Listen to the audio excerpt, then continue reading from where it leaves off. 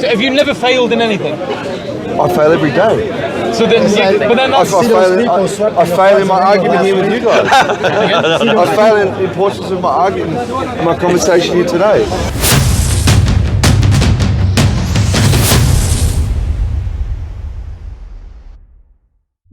Hi everyone, I'm Philosopher, and today's video is special. It's special because we'll see the stark difference between the attitudes of Hamza and Ben. In the part 2 of this critique, we saw the epistemic arrogance of Hamza when he mentions that there's not even a possibility of him being wrong about his beliefs. Contrast this with Ben, who's a curious learner, and as we'll see, even admits when he fails in an argument, as opposed to gish-galloping like Hamza when his arguments are rightly debunked. He asks meaningful questions, allows people to talk, and takes a keen interest in what they're saying, as opposed to Hamza, who's not really listening but just waiting for Ben to finish so that he can carry on with his script. Let's take a listen. I just know through my own life and own experience, when I think something, right, and I'm set on something, and then I take action towards it, that happens. I think it's trivially true that if we put our mind, energy, and hard work towards achieving a goal, within the confines of what's possible, we increase the odds of achieving it. But of course, it doesn't guarantee that you'll achieve it. Let me explain something to you. My wife would bear witness this. If I want something to happen, if I have a plan to do something, whether it's open a shop, whether it's go to Morocco and get married, I'll make it happen. Even as a response to what Ben said, Hamza finds a way to make this about himself. Through what? Through my intentions, through my thoughts, through my intentions, and through my actions. That's it. Notice here that Hamza says, if I have a plan to do something, I'll make it happen. Through his intentions, his thoughts, and his actions, he'll make it happen. Keep that in mind. We'll come back to this later as it will be relevant. But I don't believe I'm the creator of that reality. I don't believe that. I believe I'm moving in it. You're a causal link.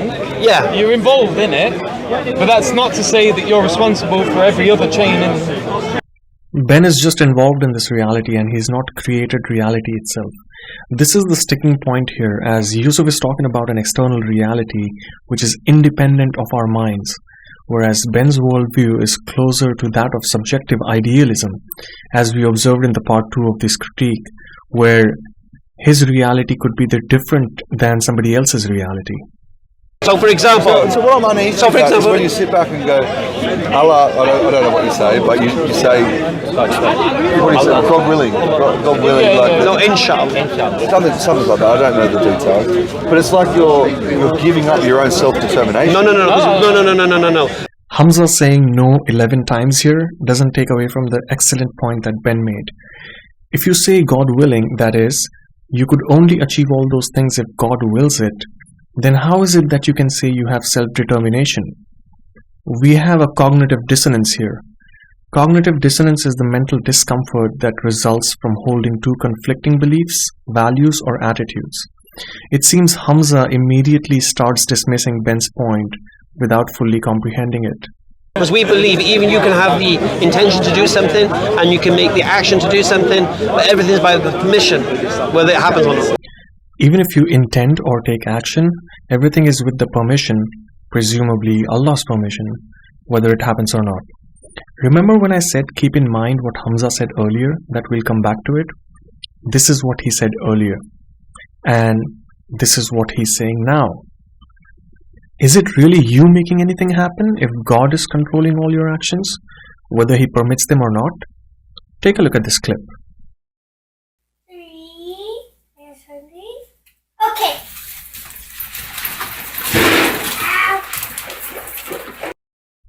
The dogs ate when the little girl permitted them to eat. Do you think the dogs had any say in this matter? How can Hamza then say that he can achieve something if he puts his mind to it and he takes action towards it, when it clearly depends on the permission of God on what he permits him to have? I don't think you can have it both ways. Yeah, Everything's by permission. Yes. Yeah. But you still have... Yes. Yeah. But that doesn't negate that you have to do things. We'd say we tie our camels. The tie your camel comment that Yusuf made seems to be referring to this hadith where a man asks Muhammad, should I tie my camel and trust in Allah, or should I leave her untied and trust in Allah? And then Muhammad goes, tie her and trust in Allah. So I don't think this is a relevant example by Yusuf, because we're talking about Allah giving us permission to do something, while the hadith is talking about putting your trust in Allah. The right question to ask would be, can I tie my camel if Allah doesn't permit it? Then the answer seems to be no. You can't do anything unless Allah permits it. So Ben was right after all, that there is no self-determination here. So the point is this: we don't believe we can act on anything if Allah prevented us from acting on something. If he cannot do anything without God's permission, then he was wrong earlier when he said that he can make things happen. If something happens only if God permits it, then God is the one in command, not you. Hamza has realized his mistake and now backtracking. So sometimes you might try to act on something. So the door will be closed on something. Yeah, I'll give you an example. Why we say this. So I might want to do something. I want to marry a girl, for example. Prior to my wife, there was another girl I wanted to marry. And my intention was to marry her. The plan was fantastic. I wanted to marry her, and it just wouldn't happen. And I'm like, why? What happened? Why wouldn't it happen? 3 weeks later, I'm in Morocco married. Right? Allah says in the Quran. Where in Morocco did you get married? Rabat. Right? So it's a beautiful city. Yeah, it's a hand. It's alright. It's demoralising, to be honest with you. As a Muslim, it demoralises me. I'll be honest with you. But anyway, so Allah says sometimes you might want a thing, but it's bad for you, and sometimes you might hate a thing, but it's good for you. Allah knows best. If I can't get anything unless Allah permits me, then maybe it's Allah who's not permitting me to have a belief in Islam. Based on this logic, he must think that disbelief is good for me, right?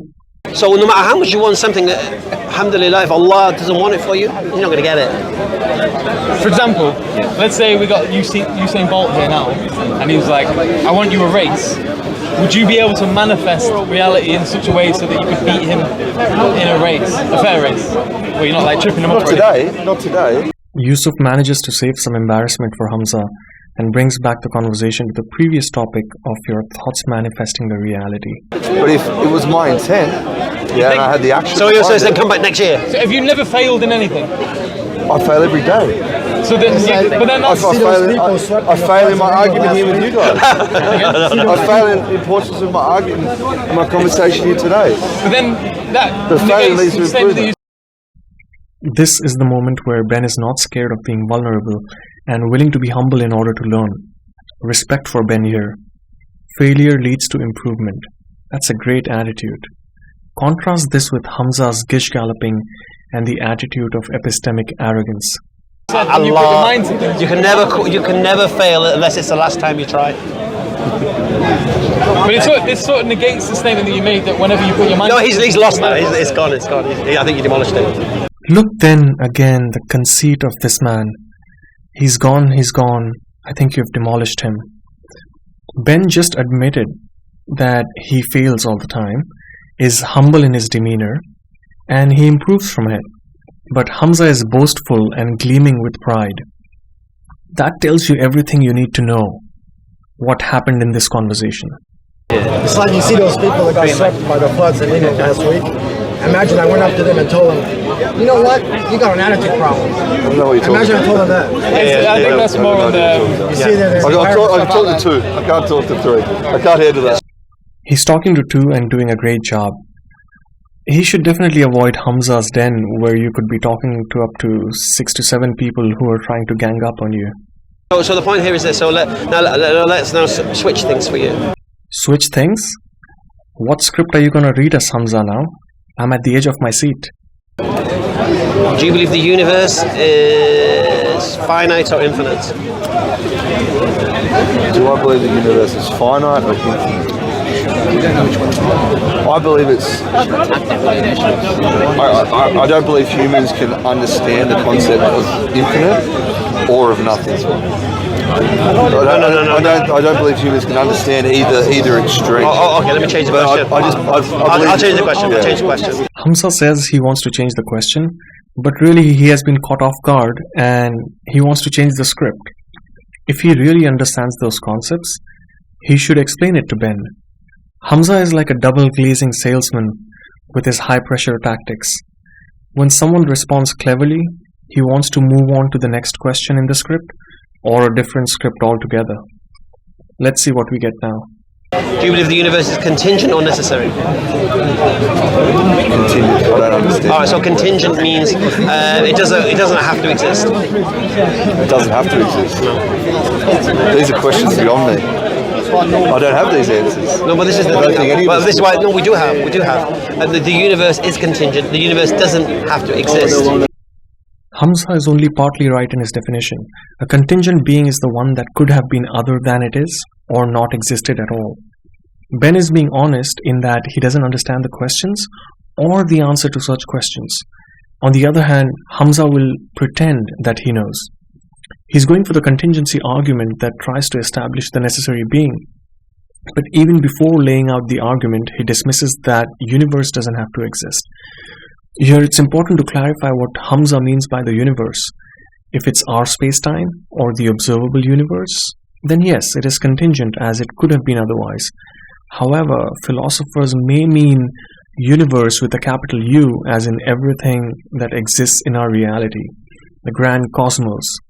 And there is nothing to say that a material existence always existed beyond our space-time, a whole chain of causal networks which is completely material. Now let's hear it from someone who actually knows what they're talking about.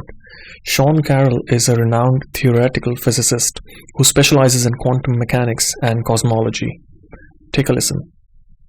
Now, some cosmologists say that the theory of inflation, which began our understanding of the current universe at least, requires there to be a beginning. Yeah, they're wrong. I think that, for one thing, there are theorems about what space-time can do. And you take space-time into the past, and number one, you make some assumptions. And number two, under those assumptions, you say that the classical space-time comes to a singularity. But those assumptions might be wrong. That's always a possibility. And classical space-time is not the fundamental answer. We know the world is not classical. We know there is quantum mechanics. No one has a quantum theory of gravity for which there's a theorem that says the universe had to begin. In fact, it is trivial to prove the opposite theorem. If you have a time-dependent quantum state, it is obviously extendable infinitely far into the past.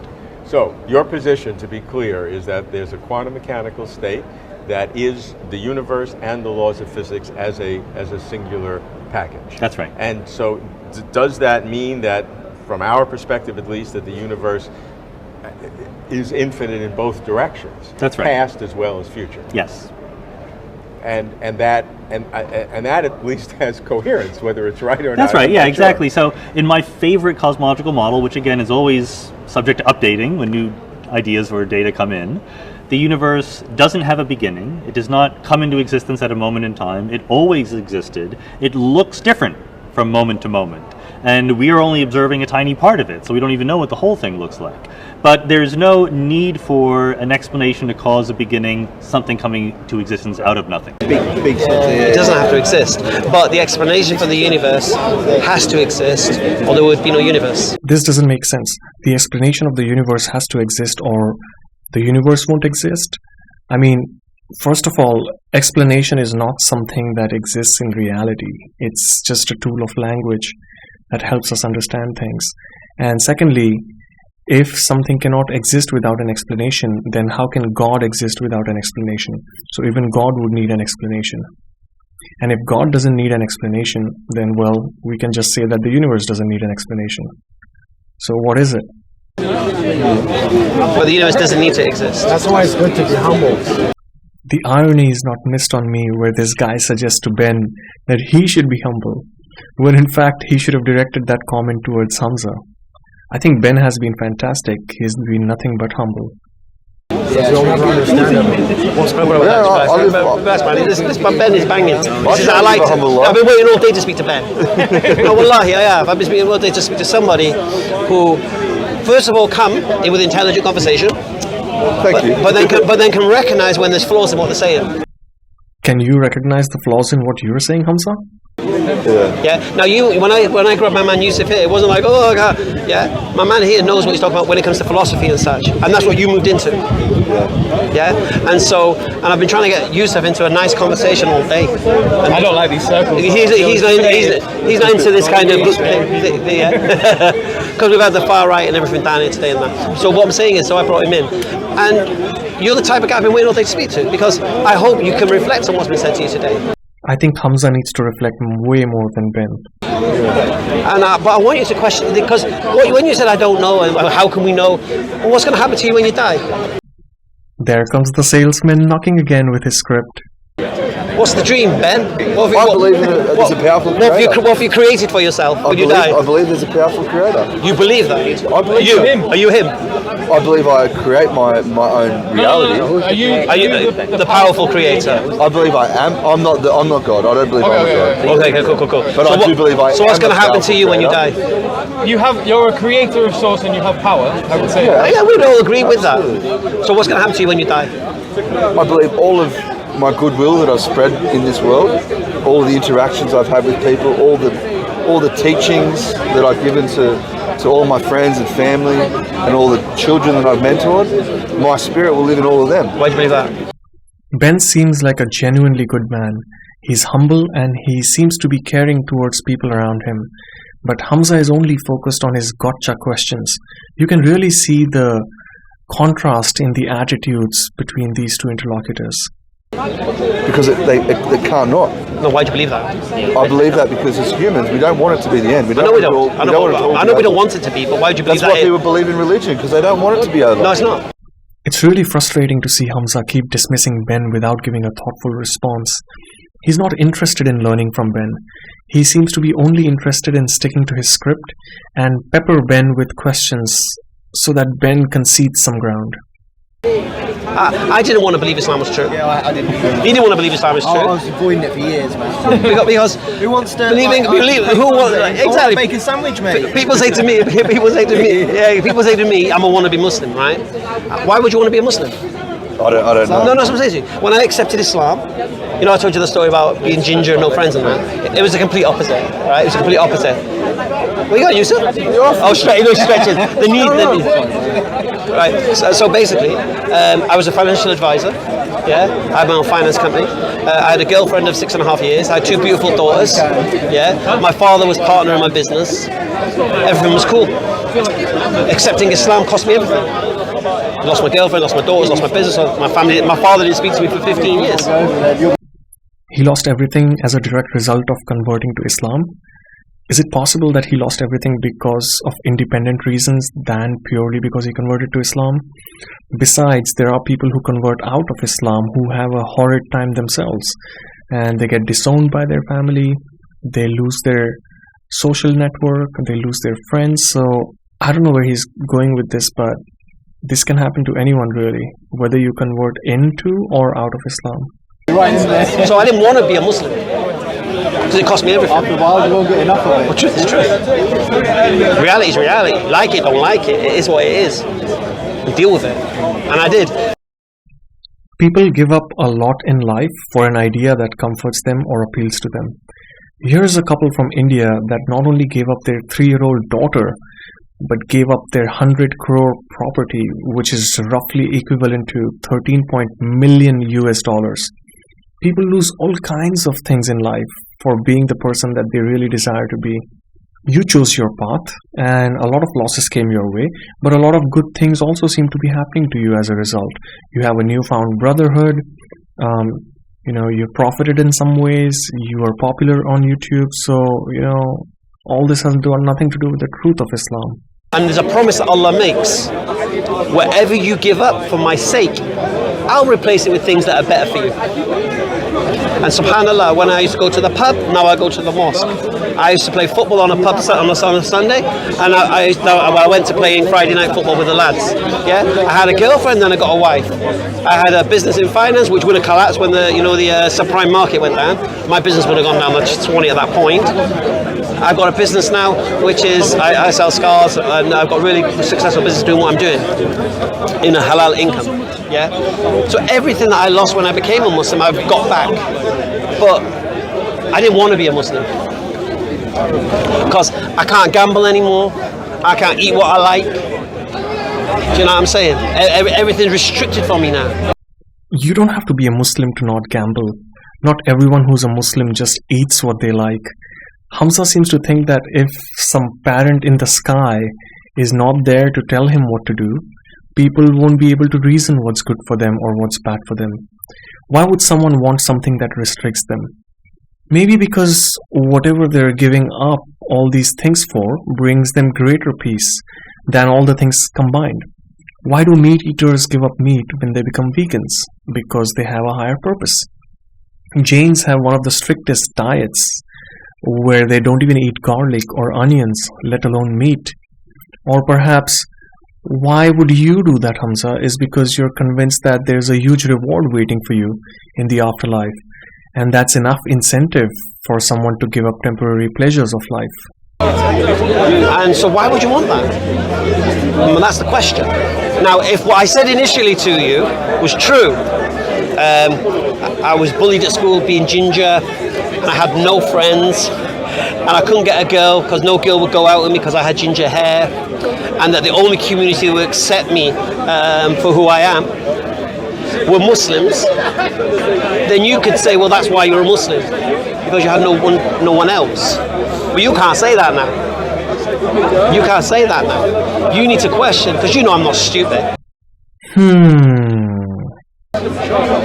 And you can see I'm nobody's fool. But why am I Muslim? Because you're an intelligent geezer. Doesn't make sense to me. I know it doesn't. Doesn't make sense. You was waiting for me to tell you when I was in prison, innit? Hamza is in full-blown preaching mode right now. He can't seem to stop talking about himself. This is borderline self-obsessed. Pure, brute, old school, one-way preaching as opposed to a two-way communication. No wonder it doesn't make any sense to Ben.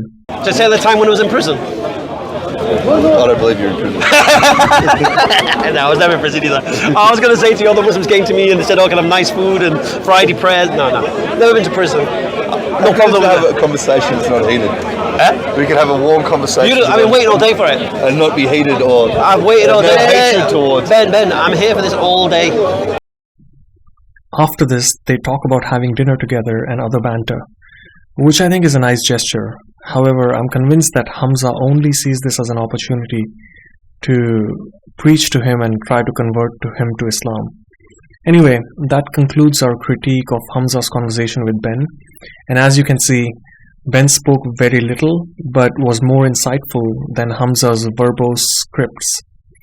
His positions aren't very clear, and the law of attraction is not a very scientific position to take, but overall quite a disappointing performance in reason and rationality by the very own alpha male of Islam. I personally would give him a D-, and I'm just being more lenient. If you enjoyed my content, kindly subscribe and spread the word so that I can get my message out to more people who are being duped by the peddlers of religion. Until next time.